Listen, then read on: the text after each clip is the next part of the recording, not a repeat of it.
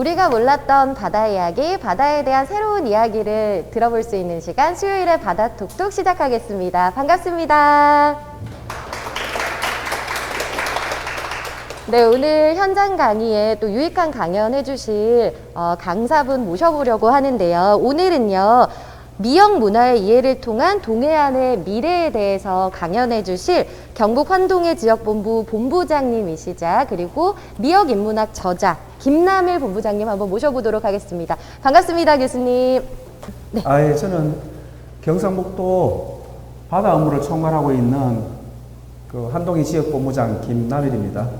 그래서 어제가 10월 25일 날 민간이 주장한 독도의 날이었죠. 독도, 해양수산, 에너지, 원자력 다 총괄하고 있습니다. 그래서 사무실은 우리가 도청에 안동에 있지만 동부청사가 포항에 있습니다.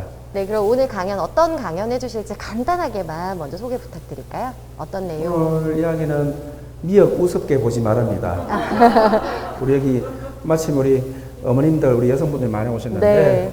위대한 우리 어머님들의 어떤 그런 애기 놓으면 제일 먹는 게 미역이지만 미역에 있는 식품으로서 미역 문화가 아니고 미역이 가지고 있는 해양 자원, 앞으로 미래 자원인 것에 대해서 한번 이야기를 해보고 싶습니다. 이렇게 일반 강좌를 해서 우리 아이들까지 같이 이렇게 한다는 건 굉장히 의미가 있습니다.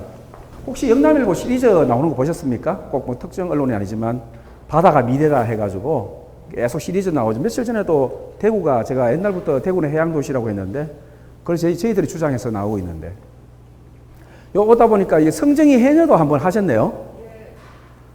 제가 10월 23일이 그 경상북도 도민의 날입니다. 이번에 자랑스러운 도민상 특별상을 드렸습니다. 우리가 주장을 해가지고 지금 해녀 해가지고 경상북도 해녀 이야기가 많이 나오잖아요. 그걸 저희들이 발굴해가지고 3년 전부터 해녀 프로젝트를 하고 있거든요.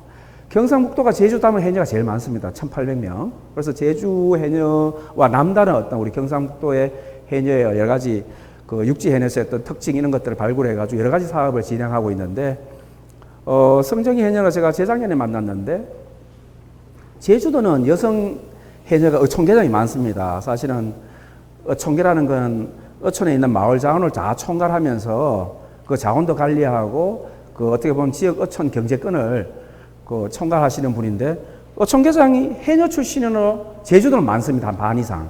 근데 경상북도 한 번도 없었어요. 그래서 제가 재작년에 만났을 때 당신 같은 사람이 해녀가 어촌계장이 돼야 된다 했는데 작년에 됐습니다. 오늘은 잘 됐네요. 대구 경북에 뿌리는 신라 해양정신, 제가 문무대양 프로젝트도 여러 가지 진행하고 있는데 이 대구가 특히 옛날에는 81년도부터 분리됐는데 경상북도 대구시 있지 않습니까? 81년도에 분리됐는데 원래 제가 그랬거든요. 투폴트라고 했잖아요. 제가 뭐라고 이야기했는가 하면 대구 경북 통합 신공항, 포항 영인만 할 폴트, 에어폴트, 시폴트, 폴트가 2개예요.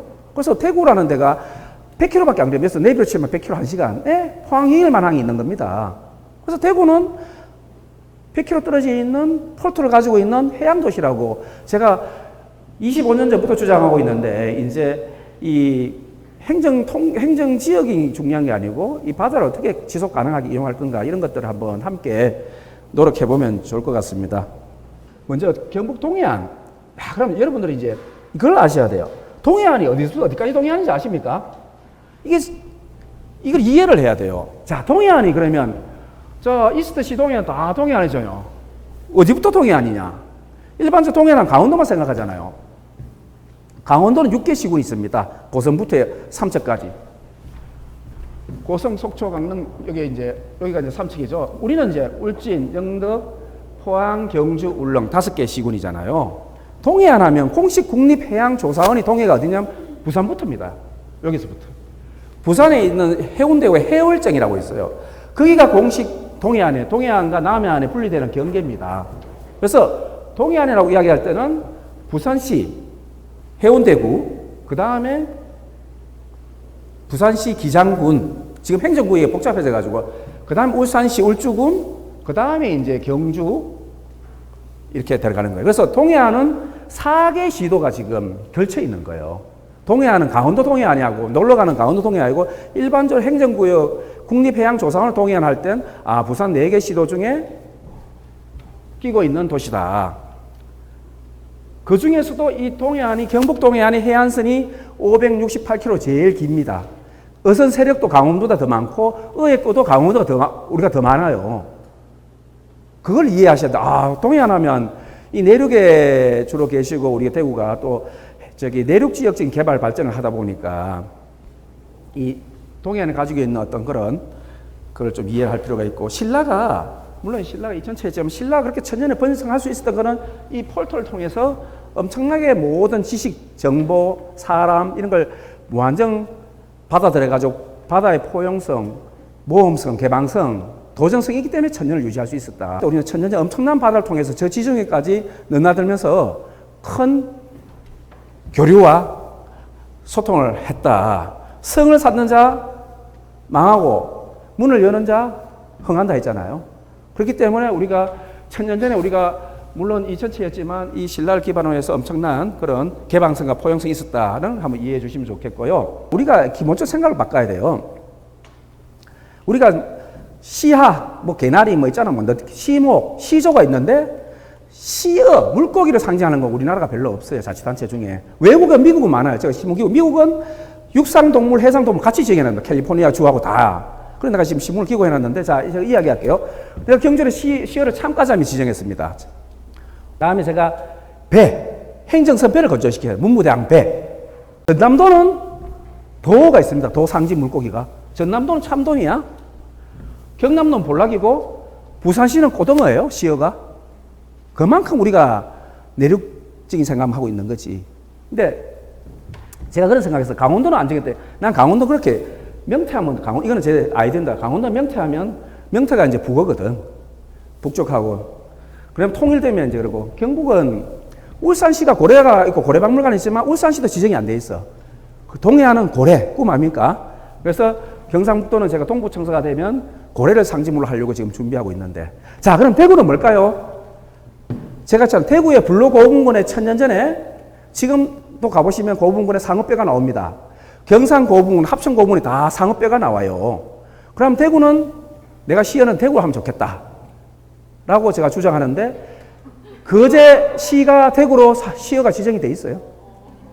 생각을 바꿔야 됩니다. 제가 뭐라는가 하면 자 그럼 돈베기가 상어고기잖아요. 내가 영천 시어는 상어를 해야 된다 라고 주장하고 있습니다. 그래서 지금 영천의 경마공원 옆에 제가 뭐라는 걸 지금 용역하고 있어요. 상어 해양 생태관을 짓겠다. 생각을 바꿔요. 왜? 여러분들이 지금 자꾸 여기 있는 이것도 다 해양 도시예요. 이게 지금 거무관까지 다 배가 들어온 거 아니에요. 조그만한 배가. 그래서 영천에 지금 상어 해양 생태관을 용역하고 있는데 제 생각에 하는 어떤 생각이 있는 생각을 바꿔야 됩니다. 울산이 고래 해양 생태관이 있지 상어 해양 생태관 만들어서 우리 아이들이 저렇게 상어를 보고 제가 식품으로 상어를 이야기하는 게 아니고 우리가 선조들이 식품으로 상어 문화를 가지고 있었지만 우리가 앞으로 해양 생태를 어떻게 지켜나고 아이들한테 가르치고 뚜루두가 있잖아. 뚜루두 아기 상어. 그게 문화예요. 바다를 예술로 성화시켜서 발전시키는 거예요.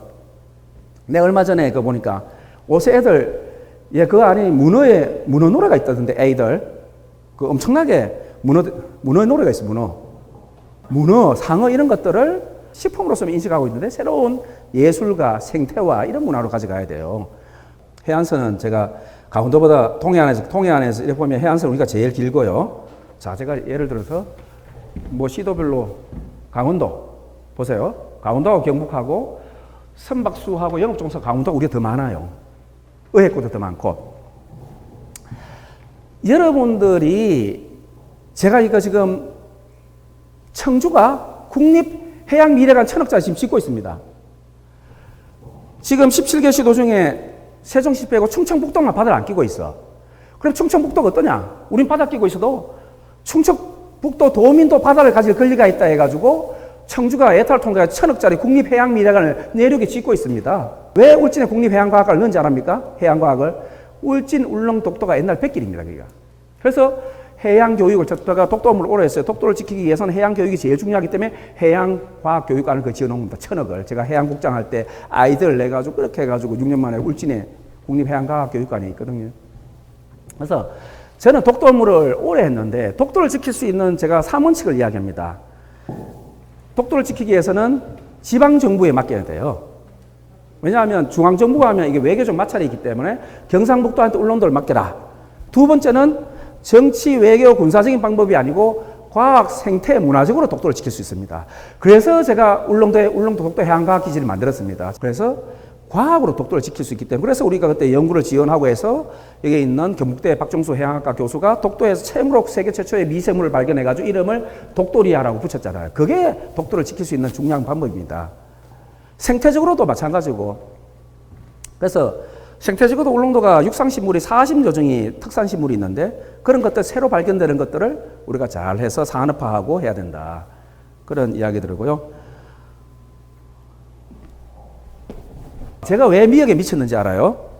제가 미역 인문학 책을 썼습니다. 대한민국 최초로. 미역 책이 없어요. 식품으로 레시피 정도만 나와요. 나 이걸 왜 썼는지 알아요? 내가 이거 재작년에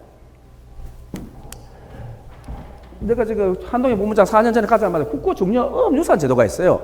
FAO 세계 식량기구에 국가중요농업유산, 국가중요어업유산 제도가 있습니다. 그래서 국가중요농업유산은 우리나라 먼저 세계 농업유산 가기 전에는 농림부에 먼저 국가중요농업유산이 등재가 돼야 되고 국가중요어업유산을 해수부에 먼저 등재돼야지 낼 수가 있는데 동해안은 이게 봐요. 빠그해 있는데 동해안은 한 개도 없는 거야. 국가중요어업유산이.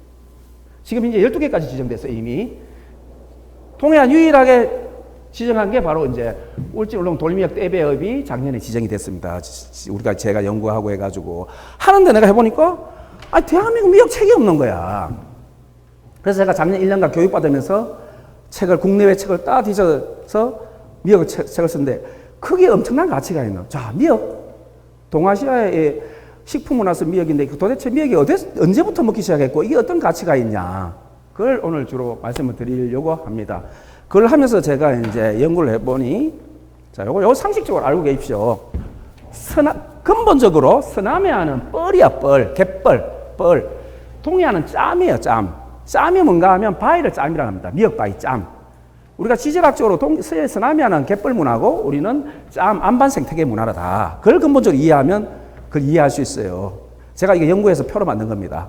근본적으로 서남해안은 뻘의 문화와 우리는 짬의 문화다. 그래 이해해 주시면 그에 따라서 염생식물도 달라요. 이는 함초 아시잖아요.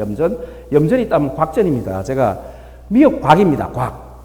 옛날엔 세종실록지에 보면 다 곽으로 나와요. 세각, 가는 미역, 세각, 중각, 장각, 긴각. 그리고 곽주, 미역바위 주인이 곽주. 곽전, 미역바위가 곽전. 나중에 보시면 되지만 근본적으로 다르다. 그에 따라서 나는 어느 정도 다르고 제일 중요한 게 제가 장보고 이순신 문무대학 해놨지만 이게 우리나라가 왜 이렇게 미역 문화의 해조류가 발전됐나. 해조류 지금 현재 수산물 소비 1위가 전 세계에서 대한민국 1등이에요. 해조류까지 포함해서 1등, 해조류 빼면 포르투갈 저쪽이 1등이고 우리나라가 왜 이렇게 많이 먹게 됐을까 해조류를? 먹을 게 없었어. 나중에 말씀드리지만 저기 해조류가 저쪽에 세계 명화나오는데 외국인 가축으로 먹여요.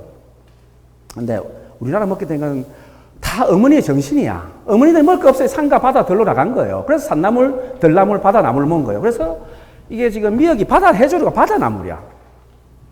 에? 바다나물을 할 수 없이 뭐 고래로부터 먹기 시작했다고 하지만 이 바다에 나는 어머니들이 먹을 게 없으니까 그걸 먹기 시작해가지고 이렇게 습생적으로 영양가가 있다는 걸 찾아내는 거죠. 어떻게 보면 먹을 게 없는 그 자식들을 키우려고 하는 어머니의 정신이었다는 거지. 그래서 바다나물 미역에 대해서 이야기를 해볼게요. 그럼 도대체 세계 미역 문화 발상지가 어디냐? 제 주장입니다. 제가 연구를 해보니까 동해안이다. 어디냐? 외국 사람들 기록을 이야기해요. 삼국유사의 연호랑 세원녀 이야기에 어디 나오는가 하면 해체조, 바다에 해조를 채취하러 갔다. AD 157년에 기록이 정확히 있잖아요. 157년에. 기록으로 이야기해야 된단 말이지. 그러니까 이 157년에 연호랑 세원녀 이야기의 원문이 딱 있다는 거죠. 이게 그러면 해조가 뭐겠어요? 우리나라 해조의 삼총사가 뭐예요? 미역, 김, 다시마잖아요. 다시마는 한대성입니다. 추운데 자라고. 그런데 지금은 양식 1위가 어딘지 알아요? 양식 해가지고 다시마 생산 1위는 지금 중국이야. 생산도 안 됐는데 지금 생산 1위가 중국이라고요. 양식 개발해가지고. 그러면 김이냐? 우리 동해안 김도 납니다. 울릉도도 나고 하지만 근본적으로 우리가 미역으로 본다. 그러면 세계 미역 문화의 발상지가 천년 전부터 먹었지만 저렇게 공식 기록이 나오는 게 제가 보기에는 여기다. 그럼 왜 여기를 많이 세계 미역 문화의 발상지냐? 또 부산 기장에 가보면 오랑떼가 있어요. 오랑떼. 부산 기장이 뭐가 유명합니까? 그때는 다 신라의 땅이고 미역이 유명하잖아요. 기장 미역이. 그리고 이거 보세요. 서봉청이라고, 경주 신라의 서봉청이라고 스페인의 왕자가 일본으로 신혼여행 가다가 일제 때 금관이 발견됐다가 바로 와가지고 그 사람이 채취한, 그래서 서봉청입니다. 스페인 서자. 근데 서봉청을 그때 이후에 한 번 더 새로 한번 조사를 했는데, 그때 새로 다시 한번 해보니까 52종의 토기에 이런 게 나와요. 돌고래도 나옵니다. 1000년 전에 이렇게 돌고래하고 보라성게하고 이런 것들이 뼈다구가 나왔다는 거예요. 그 말은 뭐냐? 1000년 전에 지금 먹는 거 똑같은 거예요. 그래서 이미 봐요. 1000년 전에. 그럼 여기 어디냐? 서봉청이 신라 아닙니까? 이런 해조류 문화의 발상지가 우리 포항 정일만 쪽이다. 그런 말씀을 드리고요. 자, 그러면 이제 그 이야기 할게요. 아마 이제 언론에 보시면 나올 겁니다. 블루카본. 이게 이제 과학자들은 아실 겁니다. 자, 우리가 지금 탄소가 심각해요. 탄소가 흡수하는 게 숲이 흡수하는 거는 공식으로 유엔에서 인정한 게 이제 그린 카본. 지금 블루카본이 뜨고 있어요. 블루카본. 블루카본이 이제 국제적으로 인정하기 위해서 지금 나가고 있는데, 블루카본이 뭐냐? 맹그로우 숲, 갯벌, 해초, 해조가 탄소를 흡수한다는 거죠. 우리가 맹그로우 숲 이런 것들이 탄소를 흡수하면 탄소를 포집해서 이렇게 한다는 걸 국제적으로 지금 여러 가지 연구가 진행되어 있어 아직 그게 공식적으로는 지금 국제적 협력하는 단계입니다. 제일 앞서가는 게 이제 호주, 일본, 미국, 맹그로우 숲은 거의 인정이 가고 있고요. 이 탄소를 이제 흡수하는 게 해초, 해조라는 거예요. 그래서 블루카본이 뭐냐? 갯벌이나 잘피, 염생식물, 해조 등이 연안에 서식한 식물과 태조물을 포함 해양 생태가 흡수하는 탄소를 말합니다. 그걸 좀 이해해 주시고, 이게 이미 연구를 통해서 열대 우림이 이제 나무가 얼마나 흡수하느냐, CO2 흡수력을 모자반, 다시마, 대항이 어느 정도 흡수가 더 많죠, 대항이. 이게 뭐 해양환경공단 연구에서 계속 발표하고 있고, 현재는 지금 국제적으로 인정하게 되는 그런 단계에 들어가고 있습니다. 그리고 국제적 협력을 지금 하고 있는데, 우리도 동해안을 중심으로 해서 이걸 인정을 하겠다. 국내 블루카본. 그러니까 앞으로 바다가 미래인 거죠. 그리고 또 특히 대구 같은데 왜 지금 해양 교육을 해야 되는지 알아요? 자, 우리가 동해안에 해양 쓰레기를 조사를 했는데 해양 쓰레기의 90%가 다 육지기인입니다. 제가 해양 교육이 왜 중요하면 육지에서 버리는 게 바다로 들어오는 거예요. 우리가 막 바다 해양 쓰레기 가지고 어망 버리는 건 10%밖에 안 돼. 그래서 우리가 이 육지에서 해양 교육을 해야 되는 거죠. 결국은 우리가 버리는 쓰레기가 미세 플라스틱 가가지고 그걸 다시 이렇게 돌아오는 그런 상황이기 때문에 뭐 대구가 해양 도시지만 내륙에 있는데 해양 교육이 중요하다. 왜 우리가 해양 쓰레기를 버리지 말아야 되는지 하는 것들은 굉장히 중요하다, 이렇게 말씀을 드립니다. 제가 이제 본격적으로 이제 미역 자원 해조류 산업을 말씀드리는데 이미 상상하는 해조류예요. 해조를 응용하는 산업이 엄청나게 많다는 건 잘 아실 것 같고요. 제가 대표적으로 몇 가지만 한번. 자, 이게 이제 해외에 나오는 겁니다. 이제 슈퍼푸드로 캘퍼류 아시죠? 캘퍼류가 저렇게 건강식품으로 나오고 있는 거고요. 뭐 이건 식품, 건강식품으로. 지금 해수부가 지원해서 메디컬 소재로도 활용해요. 치료하는 해조류. 미역에 추출 알긴산을 가지고 이제 암 조사하는 걸 해가지고 우리나라가 해수부가 지원해가 국립암 센터하고 한 거예요. 이렇게. 이 해조류 이렇게 활용되고 있다는 거죠. 뭐 전번에 가톨릭 때는 해조류 가지고 콘택트 렌즈 만들어요. 그러니까 이게 다양한 우리가 미역을 우습게 보면 안 된다는 거지. 다음에 지금 제가 에코테크로 말씀드렸는데 이게 미역 해조로 만든 거예요. 이게 다 천도. 그러니까 우리가 이런 거잖아요. 우리가 바다 가는데 샌달이 플라스틱 오염이 많으니까 코스트만 싸지면 이게 샌달 같은 걸 해조로 만들면 자연 분해가 된다는 거지. 이미 거기 상용화가 엄청나게 가고 있는 거죠. 그래서 우리가 다양하게 활용될 수 있는 분야가 많다. 그래서 미국에서는 미역 같은 걸 안 먹고 바다에 잡초를 하는데 드디어 바다 잡초가 바다의 한금 시대가 오고 있다, 이런 말씀드리고, 지금 현재 해조류 부산물 가지고 이런 트레이 접시 같은 걸 다 만드는 시대가 이미 기업들이 많이 있습니다. 이게 우리 과학자님들 잘 아시다시피 미세 플라스틱 문제가 심각하니까 저는 해조를 활용해서 다양한 산업을 하면 좋겠다. 그런데 우리는 왜 좋으냐? 자, 이렇게 공식 통계가 양식의 97%는 전남이지만 자연산의 65%가 다 우리 경북에서 미역이 생산되는 겁니다. 그리고 지금 다 채취도 못해. 그러니까 다양하게 채취해서 우리가 말하면 해조를 만든 집에서 해조를 먹으면서 해조를 가지고 이불을 덮으면서 사는 시대가 있을 수 있다 이런 거죠. 푸드테크로 진한 해조. 제가 얘들을 직접 만났는데 미역 가지고 한우를 만든다고 있는 거예요. 미역 가지고 한우를. 상용화가 다 됐습니다 이미. 미국에서는 다시마로 만든 버거가 나옵니다. 햄버거가. 이제 비건 때문에 이제 다시마로 만든 버거가 이미 상용화되고 있고 우리도 이렇게 이런 애들이 젊은 애들이 이제는 콩고기가 아니고 세포를 배양한 한우 고기를 만들고 이미 상용화되고 있고요. 자, 그러면 재밌는 게 이게 조사를 해보니까 외국에서는 이 호주의 바닷가에서 얘들이 소가 먹는 거예요. 동물이 보니까 먹기 시작했는데 외국에서는 보니까 서양에서는 보니까 주로 뭘 활용했는가 하면 겨울에 걷어들여가지고 비료를 활용해요. 비료. 그리고 같이 먹이. 그래서 우리가 지금 뉴질랜드 같은 데는 방구새가 있잖아요. 메탄을 방구를 끼니까 엄청나게 오염되니까 방구새가 있습니다. 뉴질랜드는 소 가축한테. 그런데 이 해조를 먹이니까 그 메탄 나오는 방구가 30-40% 준다는 거예요. 이미 그래서 이 해조를 하는 사료가 이미 나오고 있습니다. 외국에. 다국적 기업들이 생산하고 있는데 우리도 훨씬 더 좋은 고기를 해조로 만들 수 있다. 이게 다 지금 시판이 되고 있는 그런 이야기입니다. 그래서 제가 조사해 보니까 고갱의 그림에 이런 해조를 채취하는 그림이 있어요. Seaweed Gathers. 근데 이게 뭐냐? 외국의 명화에 이제 해조를 채취하는 건 뭐냐? 다 가축용으로 이렇게 걷어들여 키웠다. 우리는 어머니들이 정신에서 가축 말고 더 좋은 영양가를 찾아서 우리 음식으로 주로 섭취했지만 외국에서는 서양에서는 주로 가축용을 해조를 활용했다. 이렇게 보시면 되고요. 미국 메인주에는 이게 이제 다시마로 나는 이게 맥주가 로컬 비어가 나오고 있고요. 제가 이제 국내 최초로 이제 미역을 개발했습니다. 우리 한농의 산업연구원하고 이게 대경 맥주 이게 문준기 대표하고 이게 제가 최초로 개발한 경북 해전 미역 맥주입니다. 자, 그러면 또 이야기 한번 할게요. 그래서 지금 독도를 지킨 미역이에요. 여기에 독도 아시죠? 어제가 독도에 나왔지만 여기 이제 동도 서도잖아요. 가보시지만 여기가 긴바입니다. 이미 공식 긴바 여기에 미역바위, 여기가 해녀바위거든요. 그래서 1950년도에 제주 해녀들이 미역을 채취하면서 경제활동을 하면서 우리 독도를 지킨 겁니다. 그래서 이번에 70년 만에 저희가 초청을 했죠. 제주 해녀들을. 여기서 활동했던 해녀, 아시죠? 그 매스컴 보셨는지 모르지만 김공자가 작은 강치 새끼 들고 있는 거 보셨죠? 그분이 아직 살아 계셔. 그래서 초청했어. 70년 만에 원래. 제주 도지사하고 와가지고 제주도 여기 행사를 저희들이 했거든요. 그래서 미역이 독도를 지키는데도 기여했다. 해서 이렇게 해서 제주에 초청해가지고 그래서 미역이라는 게 지금은 좀 우습게 하지만 70년대까지 엄청나게 비싸가지고 우리가 먹기도 힘들었다. 그러니까 가장 귀한 날 뭐예요? 생일날 먹는 거고 그리고 태어났을 때 먹는 거예요. 왜? 육지에 나오는 제일 비싼 게 뭐예요? 가장 귀한 소고기.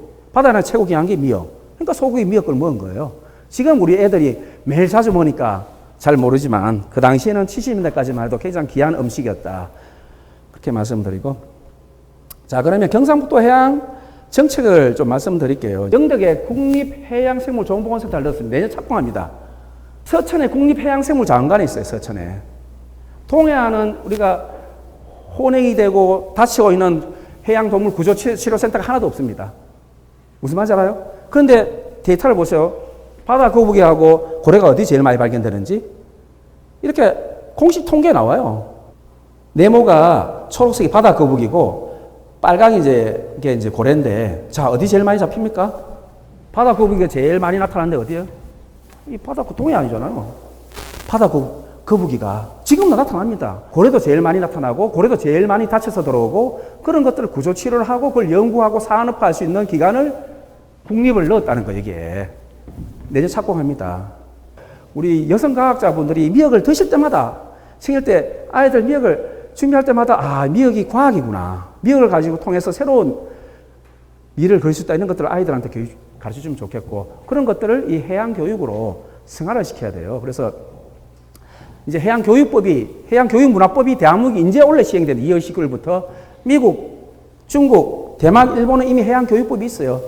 우리가 문화예술교육진흥법처럼 문화예술교육을 아이들 의무화하듯이 해양교육도 이제 의무화가 됐습니다. 그래서 이제 지역 해양교육센터도 지정하고 앞으로 해양환경해설사도 공인해설할 거예요. 문화유산 해설처럼. 그래서 바다의 자원을 가서 바다가 왜 중요하고 기후변화에 어떤 영향을 미치고 이게 어떤 것들은 그런 것들을 해야 되는데 하면 제대로 해야 된다 이거지. 그래서 저는 해양환경 해설사 같으면 국가 공인이 나온다면 이렇게 할 거예요. 1년에 365일 중에 200일상 바다에 청소하는 증거를 가져오면 해양환경사를 주겠다 이거지. 강의로 하지 말고 몸으로 실천하는 해양환경인이 돼야 되지. 막 강의 듣고 이수해가지고 해양환경적 해서 내가 바다 청소하면서 바다 청소합시다 이러고 자기는 빨대 버리고 하면 안 되지. 그래서 우리가 이론만 하는 게 아니고 진짜로 실천하는 그런 해양환경, 해양과학자가 돼야 된다 이렇게 생각을 합니다. 마지막으로 바닷가의 정성 시인이 아주 좋은 기회에서 누구나 바닷가 하나씩은 자기만의 바닷가가 있는 게 좋다. 누구나 바닷가 하나씩은 언제나 찾아갈 수 있는 자기만의 바닷가 있는 게 좋다. 그래서 우리 오늘 강의를 들으신 분도 자기만의 바닷가, 해양과학이든 해양생태든 해양문화든 그다음에 해양레저든 그런 것들 다 좀 바다를 제대로 이해하고 뛰어들고 먹고 하면 좋다 이렇게 생각을 합니다. 저는 제 꿈이 있다고 하면 세계적인 해양생태섬 네트워크를 원합니다. 그래서 예를 들면 아시아 태평양에 있는 세계적인 유네스코 세계문화유산, 유네스코 세계자연유산 섬들을 네트워크를 하는 그런 작업들을 통해서 우리가 이스트시,北京이스트시를 새로운 생활시키는 발전을 가면 좋지 않겠나 이런 생각을 하고 하는데 하여튼 그 바다를 잘 이해하시고 특히 대구 경북 대구에 계시지만 저도 집에 대구지만 하여튼 바다를 잘 이해할 수 있도록 저변 확대를 많이 해주시면 좋겠다 이런 생각을 합니다. 하여튼 고맙습니다.